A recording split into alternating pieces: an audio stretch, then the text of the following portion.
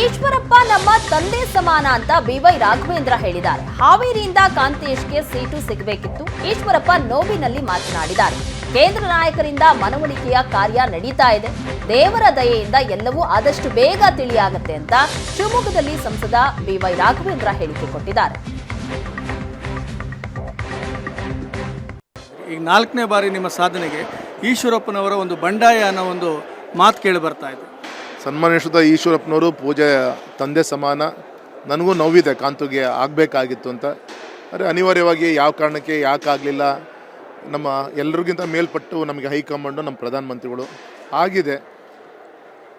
ಸಹಜವಾಗಿ ನೋವು, ಯಾಕೆಂದರೆ ಆಗಬೇಕಾಗಿತ್ತು ಅಂತ ಎಲ್ಲರೂ ಅಪೇಕ್ಷೆ ಇತ್ತು, ಅವ್ರದ್ದು ಕೂಡ ಅಪೇಕ್ಷೆ ಇತ್ತು. ಈ ಸಂದರ್ಭದಲ್ಲಿ ಮಾತಾಡಿದ್ದಾರೆ, ನೋಡೋಣ, ದೇವ್ರ ದಯೆಯಿಂದ ಎಲ್ಲದೂ ತಿಳಿಯಾಗ್ಬೋದು ಅಂತ ವಿಶ್ವಾಸ ಇದೆ. ಮನವೊಲಿಸುವ ಪ್ರಯತ್ನ ನಡೀತಾ ಇದೆ. ಸಹಜವಾಗಿ ಕೇಂದ್ರ ರಾಜ್ಯದ ನಾಯಕರು ಯಾವುದೇ ಒಬ್ಬ ಕಾರ್ಯಕರ್ತ ನೋವಾದಾಗ ತಂದೆ ತಾಯಿ ಸ್ಥಾನದಲ್ಲಿದ್ದು ಅವ್ರು ಮಾತಾಡಿಸೋ ಒಂದು ಕರ್ತವ್ಯ ನಮ್ಮ ಪಕ್ಷದಲ್ಲಿ ಮಧ್ಯದಿಂದ ಕೂಡ ಆ ಪದ್ಧತಿ ಇದೆ, ಆಗ್ಬೋದು ಅಂತ ವಿಶ್ವಾಸ ಇದೆ ಸರ್.